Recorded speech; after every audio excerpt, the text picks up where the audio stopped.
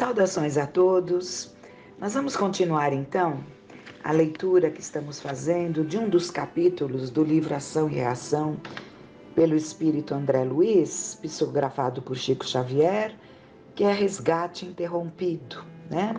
Então já falamos algumas coisas, já vimos que o Ildeu, que era o marido da família, que era o marido e pai ali dos filhos, um filho e duas menininhas, planejou assassinar a esposa, julgando que disfarçaria ali como se fosse um suicídio, mas tudo acontece de uma outra forma, porque os espíritos amorosos, o Silas, que é um dos participantes ali, coordenador dessa equipe socorrista, que foram rapidamente à casa dessa família, surpreendendo ali aquela situação, ele faz com que a filhinha que estava dormindo em espírito observasse os pensamentos e as intenções do pai.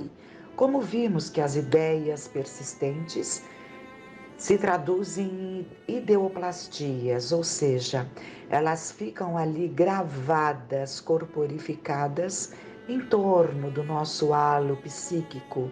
E a filhinha, então, vendo, diz: não mates, papai.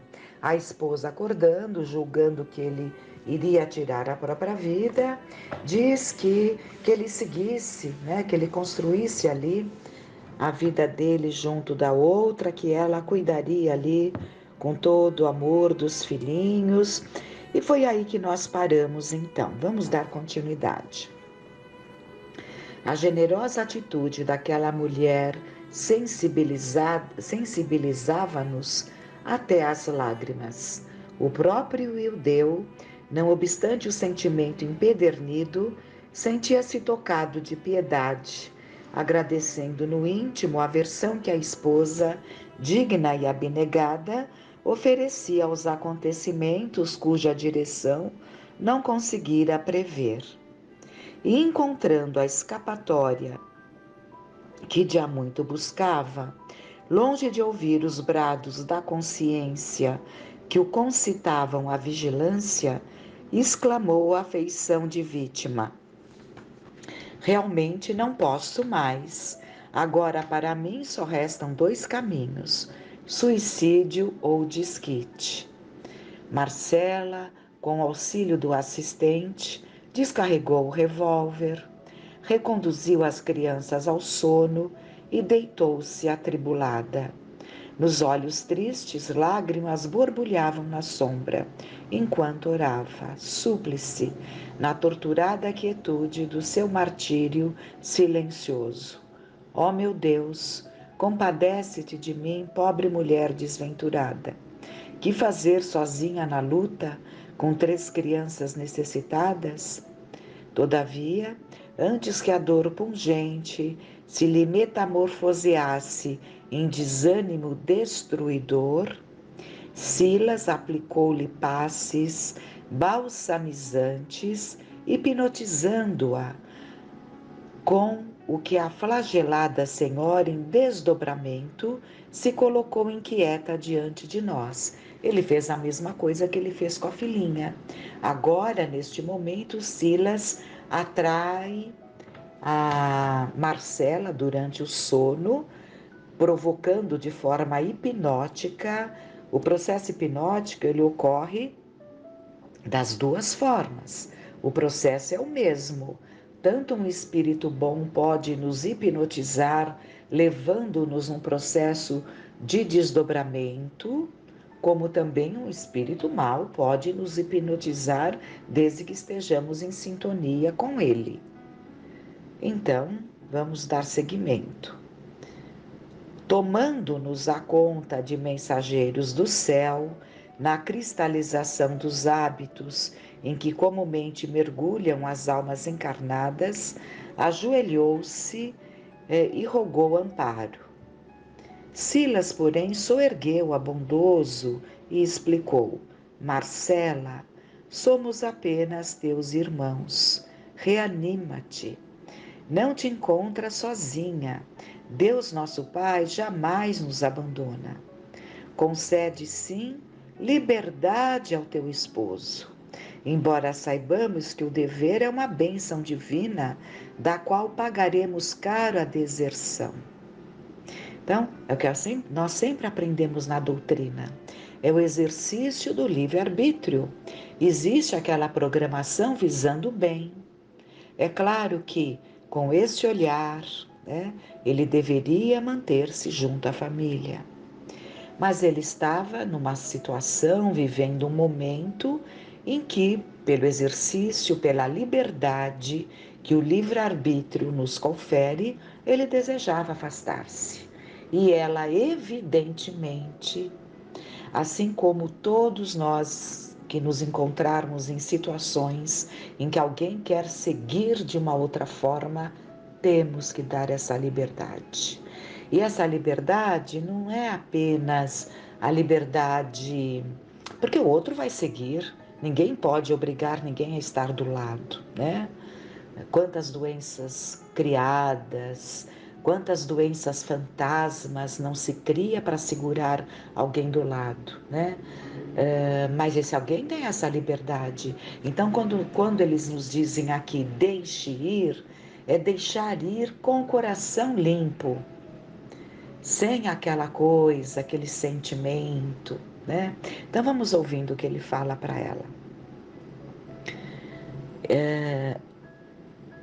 Embora saibamos, né, que o dever é uma bênção divina da qual pagaremos caro a deserção, que Ildeu rompa os laços respeitáveis dos seus compromissos, se é que julga seja essa a única maneira de adquirir a experiência que deve conquistar. Haja, porém, o que houver, ajuda-o com tolerância e compreensão. Não lhe queiras mal algum, esse é o ponto, porque às vezes as separações se dão, né? É uma liberdade que o outro tem de seguir, as separações se dão, gostando, aquele que fica, gostando ou não, as separações se dão, mas o importante é isso que ele está falando. Haja o que houver, ajude-o com tolerância e compreensão. Não lhe queiras mal algum, o que acaba muitas vezes acontecendo, né? Antes, roga a Jesus, o abençoe e ampare onde esteja, porque o remorso e o arrependimento, a saudade e a dor para os que fogem das obrigações que o Senhor lhes confia, convertem-se em fardos difíceis de carregar. Sabemos que a ele te ligaste em sagrada aliança na empresa redentora de pretérito próximo. Ainda assim, se ele esmorece, à frente da luta, em pleno exercício da faculdade de escolher, não será justo lhe violentes o livre-arbítrio, impondo-lhe atitudes que a ele compete cultivar. E o Deu ausenta-se agora dos contratos que abraçou a benefício de si mesmo e interrompe o resgate das contas que lhe são próprias. Voltará, porém, mais tarde aos débitos que ouvida, talvez mais onerado perante a lei. Não te lamentes, contudo, e segue adiante. Sejam quais forem as lutas que te descerrem ao coração, resigna-te e não temas. Faze dos filhinhos o apoio firme na caminhada. Todo sacrifício edificante no mundo expressa enriquecimento de nossas almas na vida eterna. Renuncia, pois, ao homem querido, respeitando-lhe os caprichos do coração, e aguarda o futuro com esperança. Ela até então não estava querendo renunciar, tanto que nós vimos, né, no decorrer da leitura, que ele estava tendo atitudes que ela não poderia permitir que aquilo acontecesse, né? Mas ela não abria campo para que ele falasse numa separação.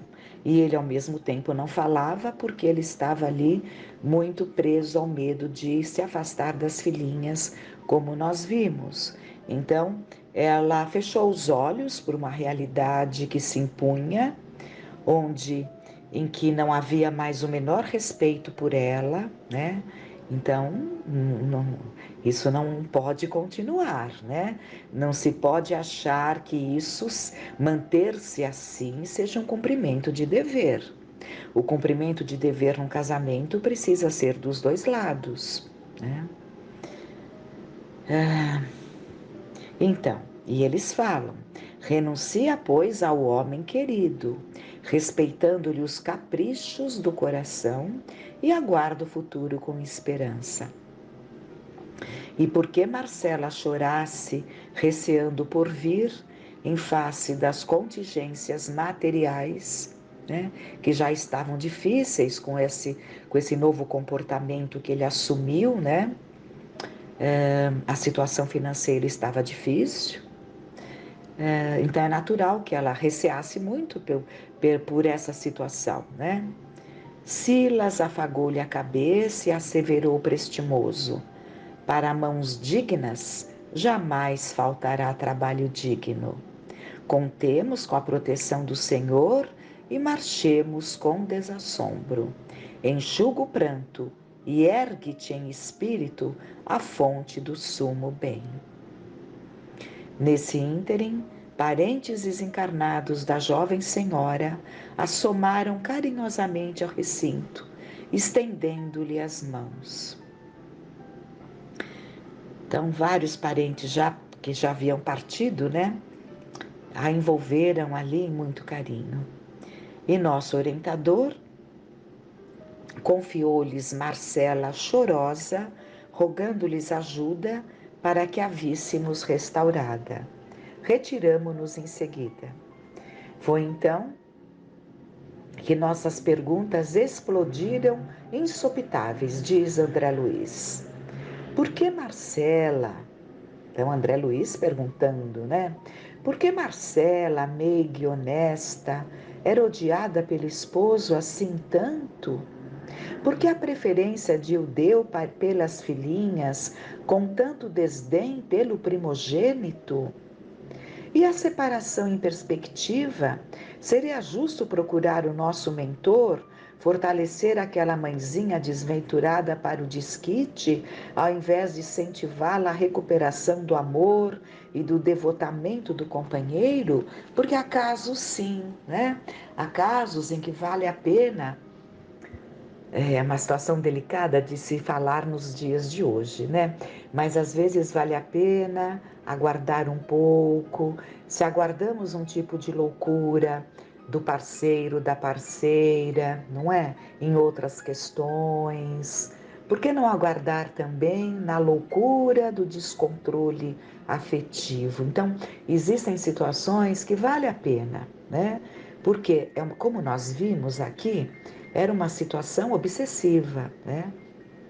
Mas sabemos uma situação telepática em que a moça o envolvia através dos seus pensamentos, dos seus desejos irrefreáveis.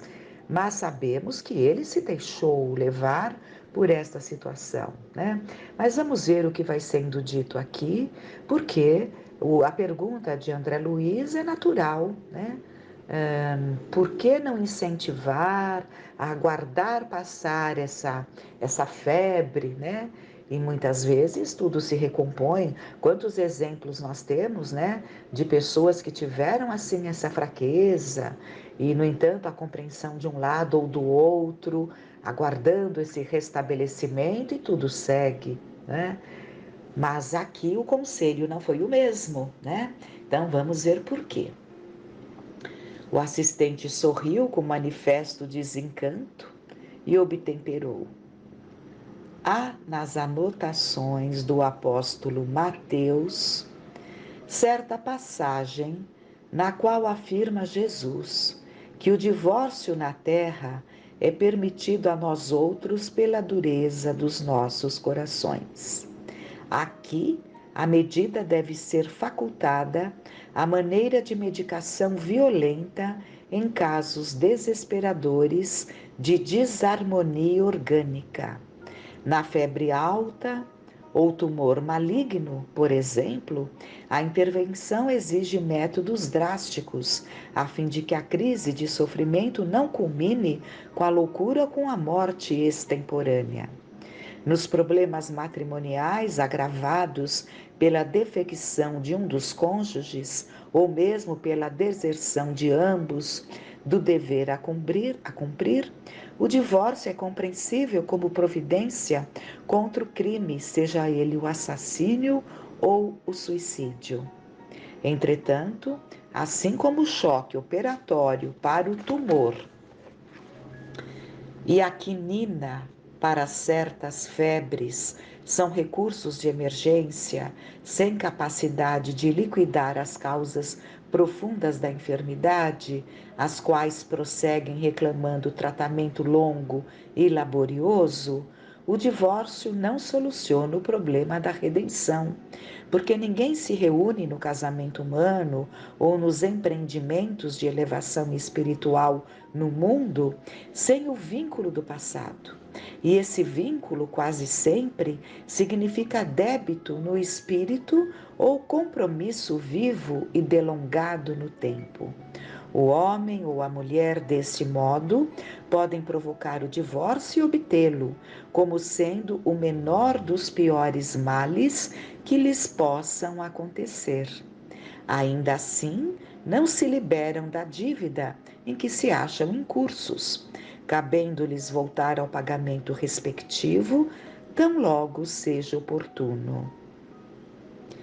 Vamos dar uma parada e até recordar algo que com certeza falamos, que no livro Vida e Sexo, Emmanuel também fala sobre o divórcio, né? Já era tempo do divórcio, né? Quando o Chico psicografa esse livro, Vida e Sexo. Então, ele coloca que o divórcio, em certas situações, é um mal menor.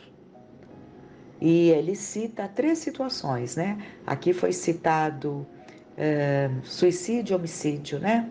Lá ele fala calamidades outras também, né? E então é um mal menor. Então, ele está explicando a André Luiz que neste caso, que já havia esse plano de assassinato, era preciso cortar o mal pela raiz. Quer dizer, cortar o mal pela raiz aparentemente, porque acabamos de ler que é uma situação de emergência, porque o compromisso continua e será retomado mais adiante. Mas vamos continuar. E porque as nossas muitas interrogações pairavam no ar, o orientador prosseguiu. Eles nem precisaram fazer as perguntas, né? Estava ali no ar os questionamentos do grupo. No caso de Ildeu e Marcela, já meticulosamente estudado em nossa mansão, temos 2 almas em processo de reajuste. Há vários séculos, aliás, temos 2 almas em processo de reajuste há vários séculos. Para não nos perdermos em compridas perquirições, convém lembrar tão somente algumas notas da existência última, em que ambos, como marido e mulher, aqui mesmo no Brasil, se entregaram a difíceis experiências. Então vamos ver. Ele está dizendo que esse casal vem de longa data cometendo ali desatinos. Ele vai nos relatar o último, que foi aqui no Brasil também, como marido e mulher. Eles se entregaram a difíceis experiências. Ele, depois de casado, continuou irrequieto entre a irresponsabilidade e a aventura. Então a gente percebe que determinadas características se mantêm enquanto não haja o trabalho íntimo de mudança, né? Então ele caiu nas mesmas armadilhas, né? Então, ele tinha essa situação, né? Casado, mas continuou irrequieto entre a irresponsabilidade e a aventura, nas quais seduziu 2 moças, filhas do mesmo lar. Então, ele seduziu 2 irmãs. Primeiramente, enganou uma delas, abandonando a esposa, Então, abandonando Marcela, né? Porque ele era casado com a Marcela. Abandonando a esposa que a lei lhe havia confiado. O que é a lei aqui? Está em letra maiúscula. É aquela programação estabelecida, né? O que realmente seria visando o bem desses espíritos em busca de crescimento. Então, passando, porém, ao convívio da segunda companheira, então, uma das irmãs, né? Passando ao convívio da segunda companheira, que lhe patrocinava o desenvolvimento da irmãzinha menor, então essa irmã mais velha cuidava da irmãzinha, que os pais à beira do túmulo lhe haviam entregue. E o Deu não vacilou em aguardar-lhe a floração juvenil para submeter-lhe igualmente aos seus caprichos inconfessáveis. Então, quando nós vimos ali naquele período que a família estava honrada e feliz, ele ali voltado para a família, cumpridor dos deveres, é porque com certeza naqueles anos ainda estava falando alto para ele essa vontade do resgate pelo erro clamoroso cometido ali numa encarnação muito próxima, né? E então, em que ele prejudica essas duas moças. Quem que eram essas duas moças? As duas filhinhas, como nós vamos continuar lendo no próximo áudio, né? Mas já dá para nós entendermos perfeitamente que aqueles anos que a família viveu feliz, eles estavam ali, ele estava envolvido naquele propósito, né? Mas tão logo foi testado, a sua fraqueza veio à tona e ele se deixa arrastar novamente.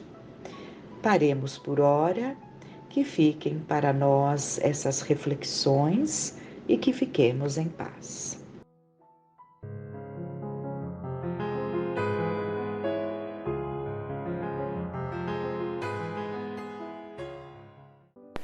Olá pessoal, tudo bem? Vamos continuar o estudo do livro Mereça Ser Feliz, Superando as Ilusões do Orgulho. Capítulo 12, Interiorização. Fazei o que eu fazia quando vivi na terra. Ao fim do dia, interrogava a minha consciência, passava em revista o que fizera e perguntava a mim mesmo se não faltara algum dever, se ninguém tivera motivo para de mim se queixar. Foi assim que cheguei a me conhecer e a ver o que em mim precisava de reforma. É uma resposta da questão 919 do Livro dos Espíritos. Imaginemos que um excelente engenheiro fora convidado por uma empresa para fazer uma reforma na parte interna de suas dependências. Seria viável chamá-lo à porta de semelhante edificação e solicitar-lhe imediatamente um planejamento da tarefa sem que ele conheça os mínimos detalhes que a compõem? Essa comparação pode ser trazida para a vida íntima. Que reformas poderemos efetivar em nós sem o devido conhecimento do que precisa ser transformado? Conhecer-se é a primeira iniciativa a fim de estabelecermos um acordo de paz interior. É a via de acesso para chegarmos ao estágio íntimo do bom relacionamento com a sombra, a tal ponto de nos munirmos de condições para uma autêntica mudança. Conhecer-se é libertar-se da ignorância, adquirir domínio e poder perante si mesmo. Essa viagem ao mundo íntimo exige preparo e exercício, sem os quais poderá ser infrutífera e repleta de motivos para o desânimo. Santo Agostinho oferece-nos um roteiro de viagem seguro e eficaz, um balanço diário com a assistência de Deus e o anjo da guarda. A fórmula é simples, mas essencial. Multiplicar as perguntas sobre o objetivo de nossos procedimentos é meditar. E quanto material oferece-nos a vida interpessoal para esse mistério? O estudo de si mesmo vai exigir duas posturas que asseguram melhores resultados. Enumeremo-las. Atenção plena. É a arte budista de observar-se incansavelmente, olhar-se sempre. É um hábito que deve ser desenvolvido na rotina, a fim de que o balanço noturno tenha elementos ricos para a autoanálise. Para pessoas encharcadas de materialismo e preconceitos, o outro só tem valor na justa medida de seus interesses pessoais.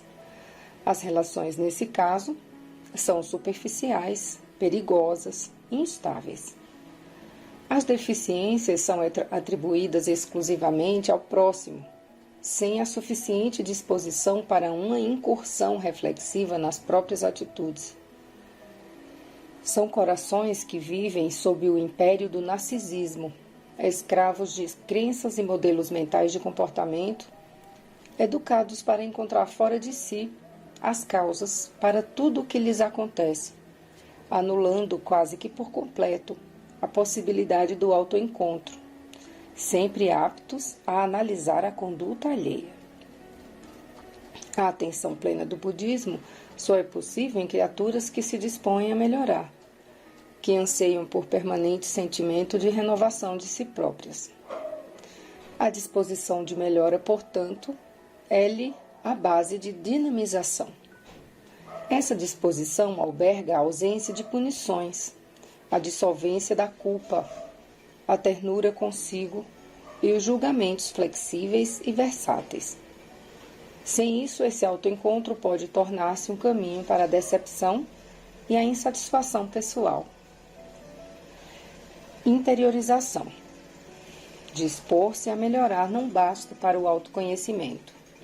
O próximo passo é a interiorização, o ato de enfrentar seu mundo interior, admitir para si a natureza de seus sentimentos, estudar as reações perante a vida.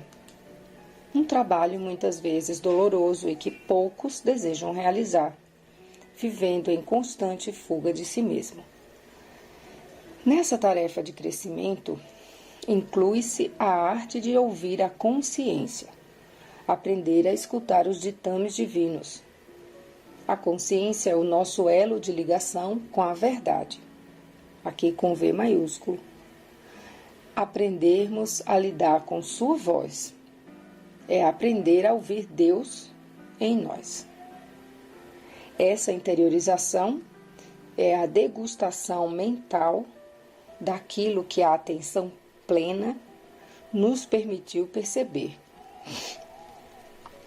Na medida em que vamos descobrindo o desconhecido mundo de nós mesmos, vamos ganhando autonomia, paz, felicidade, porque passamos a encetar a caminhada consciente da evolução, senhores do eu, capacitando-nos para a liberdade responsável em todas as direções do existir.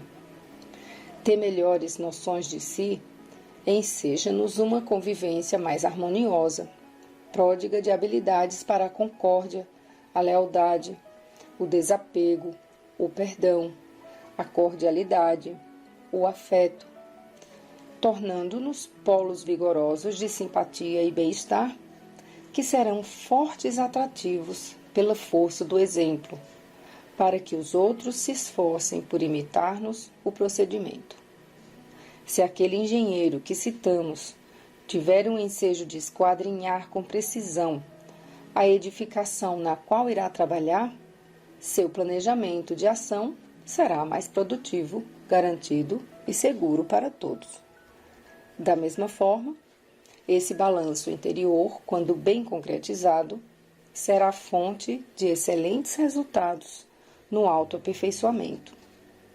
Atenção plena é vigília. Interiorização é investigação permanente de si próprio.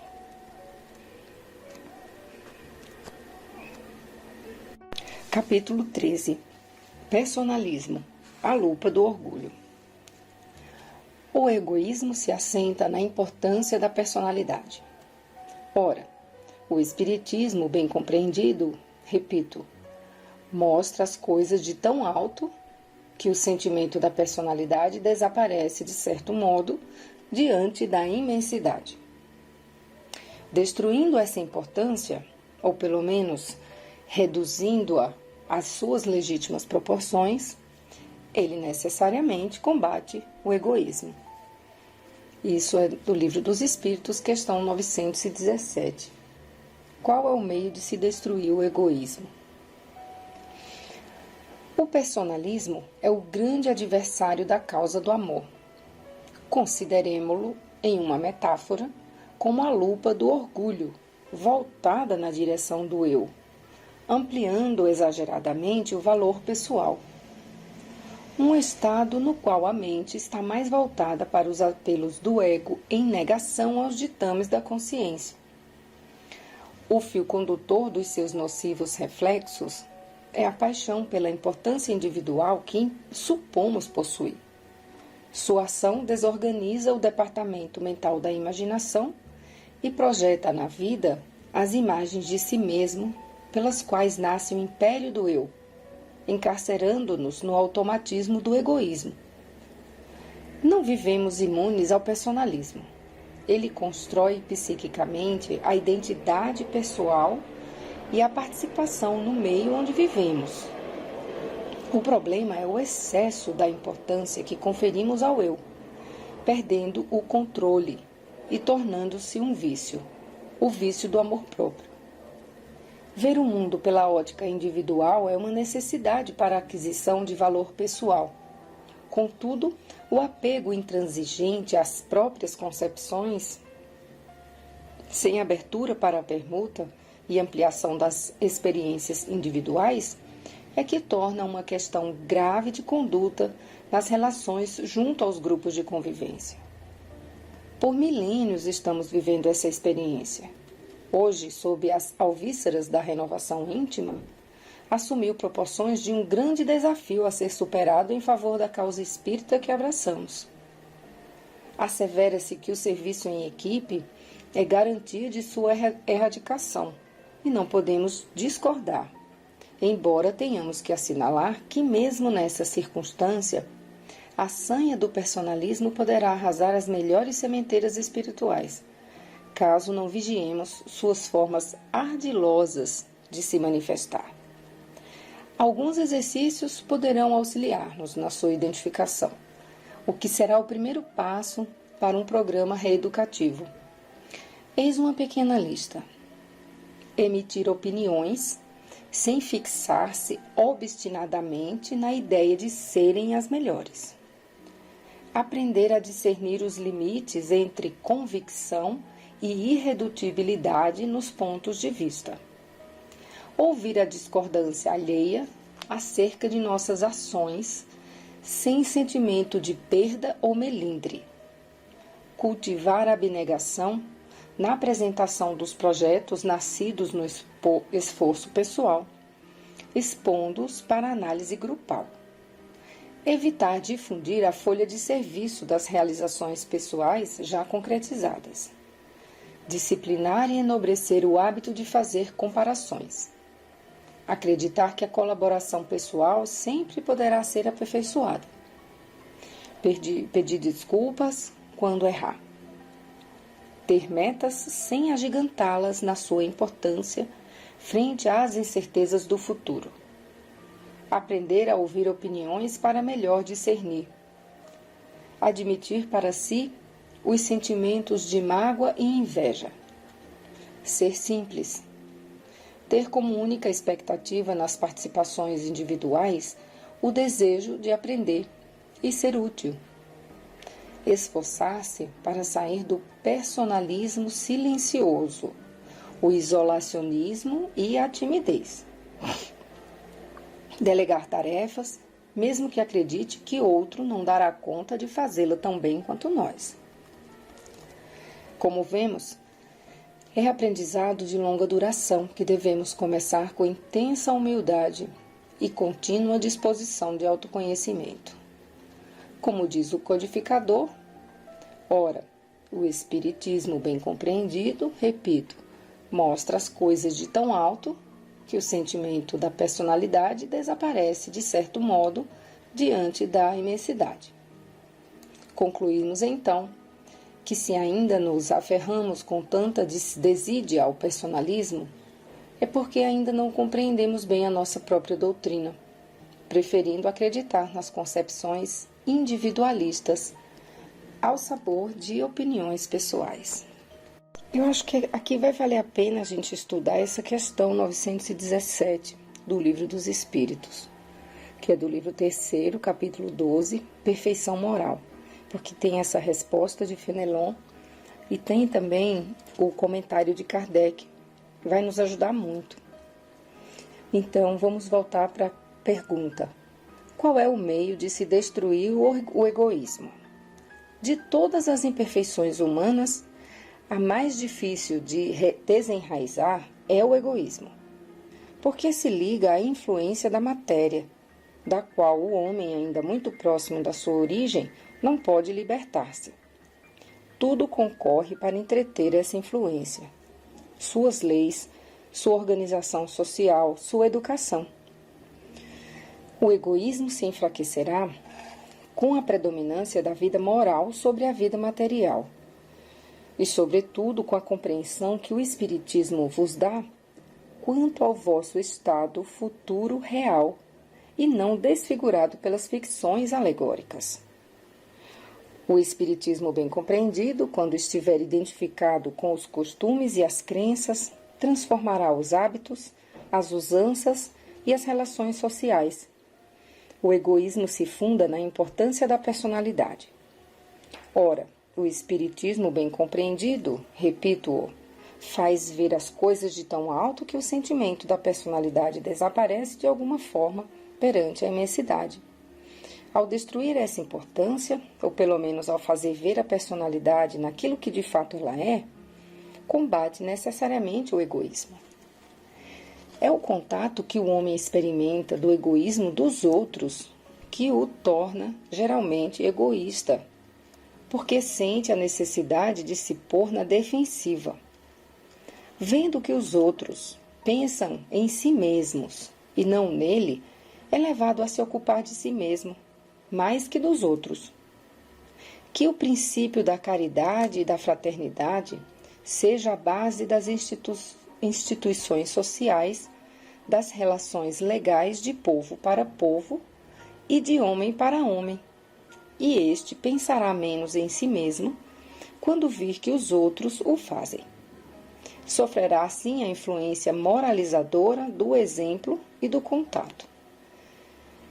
Em face do atual desdobramento do egoísmo, é necessária uma verdadeira virtude para abdicar da própria personalidade em proveito dos outros que, em geral, não o reconhecem. É a esses, sobretudo, que possuem essa virtude, que está aberto o reino dos céus. A eles, sobretudo, está reservada a felicidade dos eleitos, pois em verdade vos digo que no dia do juízo, quem quer que não tenha pensado senão em si mesmo, será posto de lado e sofrerá no abandono. Fenelon. Vou ler agora as considerações de Kardec. Louváveis esforços são feitos, sem dúvida, para ajudar a humanidade a avançar. Encorajam-se, estimulam-se, honram-se os bons sentimentos, hoje mais do que em qualquer outra época. E não obstante, o verme devorador do egoísmo continua a ser a praga social. É um verdadeiro mal que se espalha por todo o mundo e do qual cada um é mais ou menos vítima.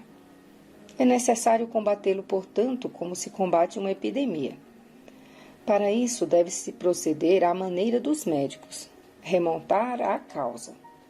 Que se pesquise em toda a estrutura da organização social, desde a família até os povos, da choupana ao palácio, todas as causas, todas as influências patentes ou ocultas que excitam, entretêm e desenvolvem o sentimento do egoísmo. Uma vez conhecidas as causas, o remédio se apresentará por si mesmo. Só restará então combatê-las, se não a todas ao mesmo tempo, pelo menos por partes, e pouco a pouco o veneno será extirpado. A cura poderá ser prolongada porque as causas são numerosas, mas não é impossível, de resto, não se chegará a este ponto se não se atacar o mal pela raiz, ou seja, pela educação. Não essa educação que tende a fazer homens instruídos, mas a que tende a fazer homens de bem. A educação, se for bem compreendida, será a chave do progresso moral quando se conhecer a arte de manejar os caracteres, como se conhece a de manejar as inteligências, poder-se-á endireitá-las da mesma maneira como se endireitam as plantas novas. Essa arte, porém, requer muito tato, muita experiência e uma profunda observação. É um grave erro acreditar que basta ter a ciência para aplicá-la de maneira proveitosa. Quem quer que observe desde o instante do seu nascimento o filho do rico como o do pobre, observando todas as influências perniciosas que agem sobre ele em consequência da fraqueza, da incúria e da ignorância dos que dirigem, e como em geral os meios empregados para moralizar fracassam, não pode admirar-se de encontrar no mundo tantas confusões.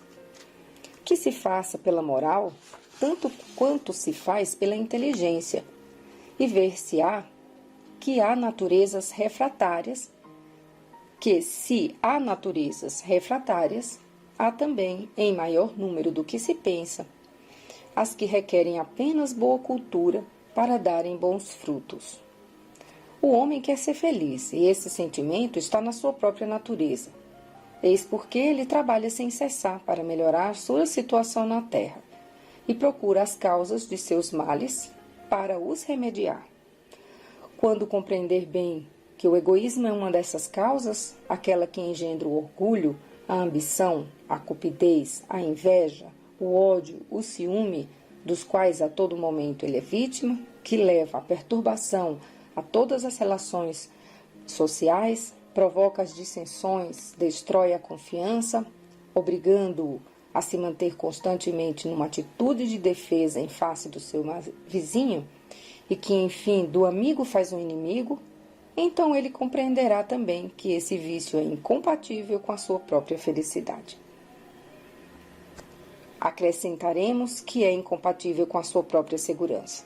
Dessa maneira, quanto mais sofrer, mais sentirá a necessidade de o combater, como combate a peste, os animais daninhos e todos os outros flagelos. A isso será solicitado pelo seu próprio interesse. E vamos ficando por aqui. Uma boa semana a todos.